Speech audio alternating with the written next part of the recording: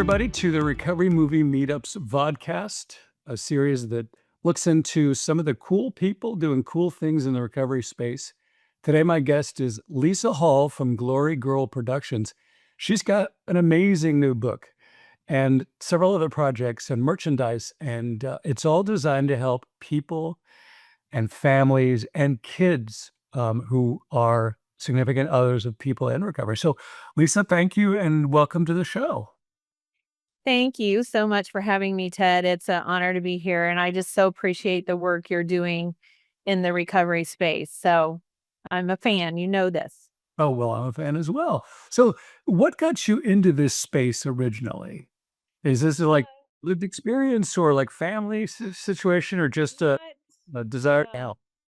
Not lived experience, and not family at first, but that's kind of, you know, an interesting story. But when we moved from Indianapolis to Brown County, Indiana, this is the place where the glaciers did their thing, and so most of Indiana, north of where I am, is completely flat, but down in southern Indiana, and people don't know this, it's just beautiful little rolling hills, and so we moved here in 2017, and because I didn't know much about the community or the people living here, I volunteered in our jail, which is a small little county correctional center, but just met the most amazing people in there. And I started hearing the ladies' stories, Ted, and I realized that, honest to goodness, it was just such a profound moment that they were women who had marriages, homes, careers, kids, dreams, goals, and in a vulnerable moment in their life, they decided to numb whatever pain they were going through with today's drugs, and we know that that's no joke.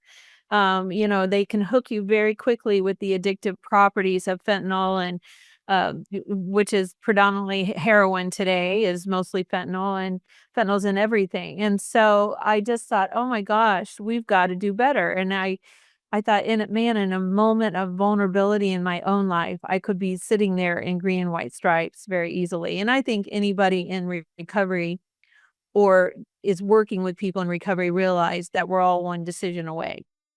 And so then what did you do?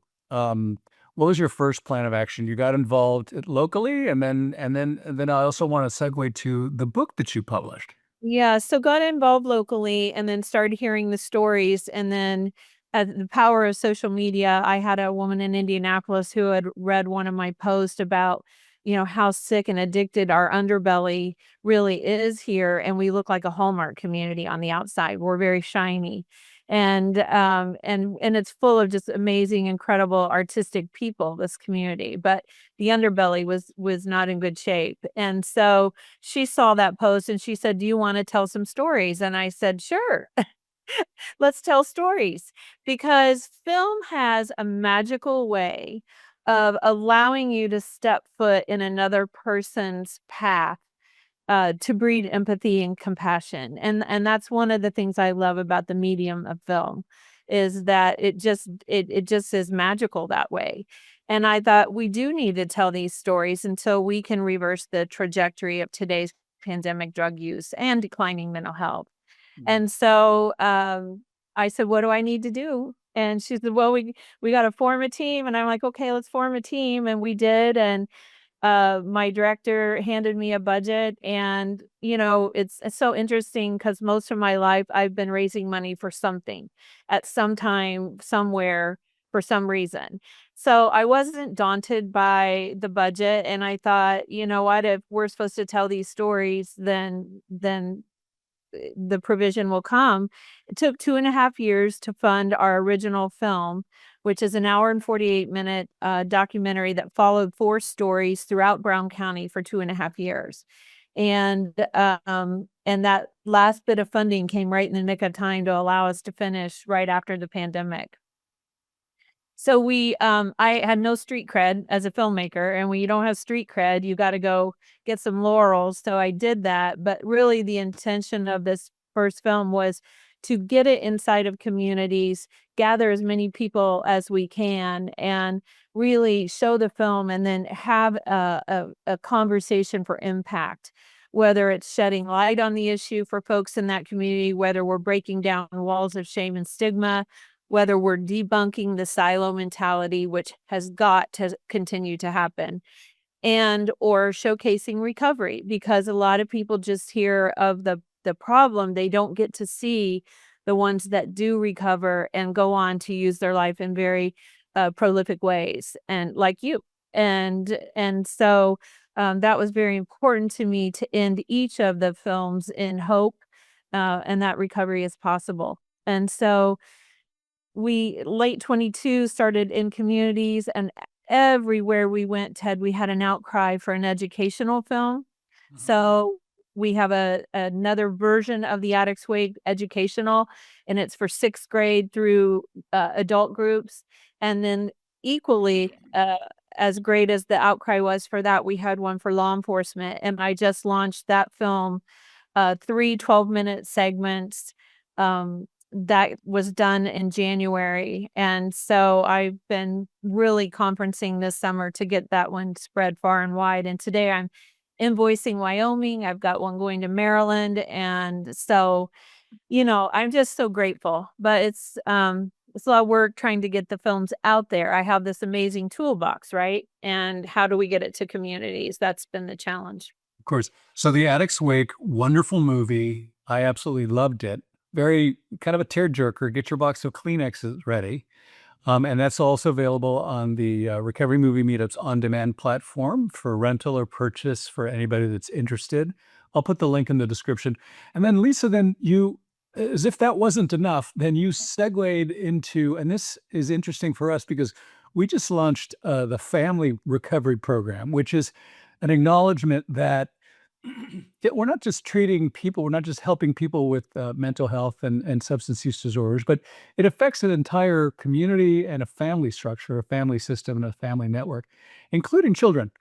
And so you've done something really remarkable that I think is really sweet and also, I think, very vital. Tell us a little bit about that.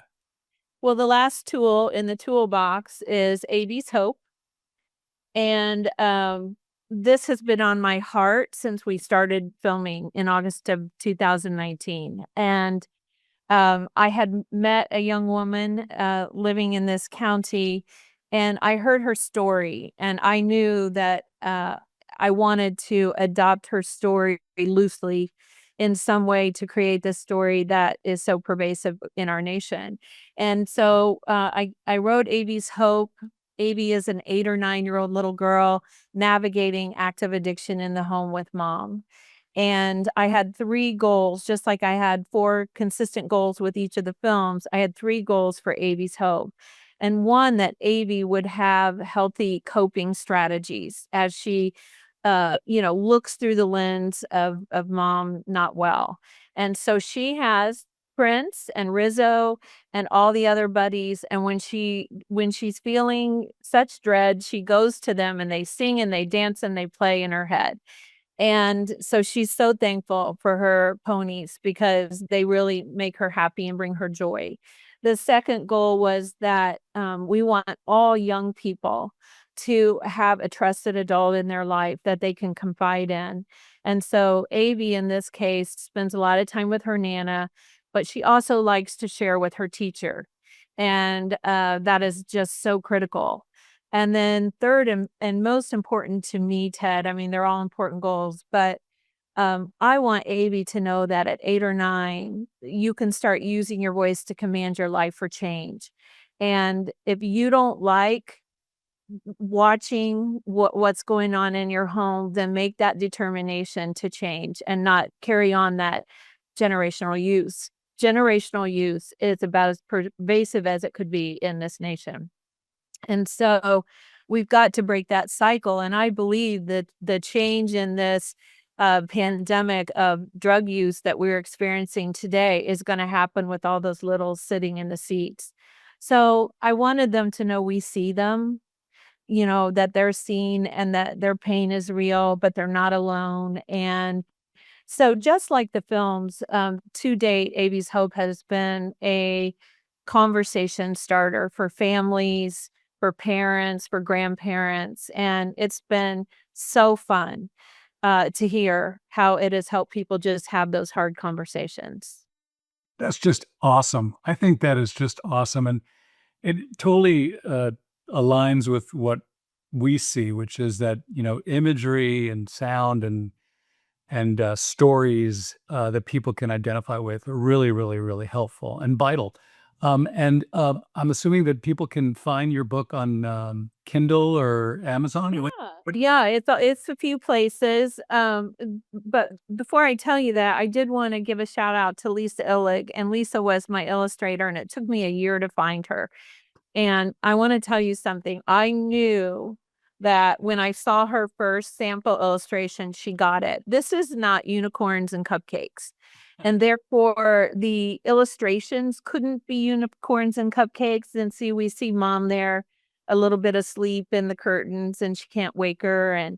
And so I just am so thankful that Lisa got it and really lended her talents to this book. But the book is on my website at theaddictswake.com. And if someone wants to order bulk copies, that's the best way to do it because I can work with some pricing discounts that way. But otherwise, it's available on Amazon, Barnes and Noble, Archway Publishing, who they're my publishers. And so, yes, and then the Comfort Care Animal is also available. And the ladies here in my community, a couple of who are in recovery are helping to make these because they just want to be a part of something that's really helping others find recovery and comfort. So I'm calling them my Comfort Care ponies. Wonderful. Well, I'm gonna put links in the description of this video so people can find your book, and I'll put your email as well. And Lisa, that's just terrific. Continue the good work. So you're so entrepreneurial. What are you doing after this? Well, I do have a film on the back burner that currently trying to raise funding for. You know, this is not the most friendly fundraising climate we've ever had currently.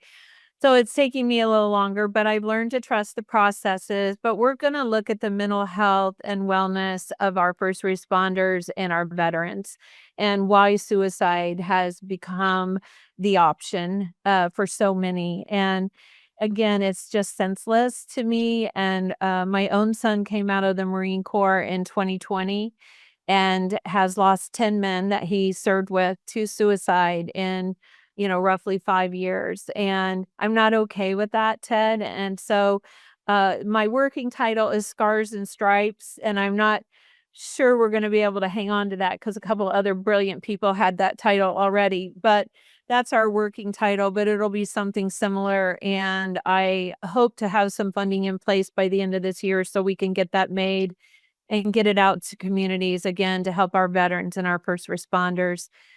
We need to change the culture a little bit of how they come back home. And so many veterans become first responders because of the skill set that is such a match and it carries over. And so that's why we decided to put first responders in there as well, because many of them have veteran backgrounds. But just like I wanted to do better by individuals, I just think we have to do better by our veterans. They give so much to protect us all. And we want to help affect cultures where they can easily get the help and talk about things that are important to them.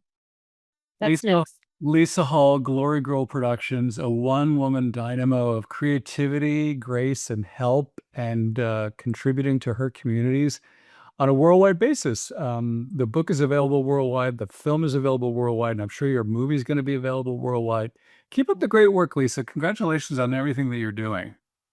Ted, thank you so much. And I think recovery movie meetups is an absolute brilliant idea. I'm sorry that I didn't think of it. But I just say all the success and best wishes back to you because it's an incredible concept that I hope people are taking advantage of. So we're proud to be a part of that. And thank you for giving us that platform and for having me on today.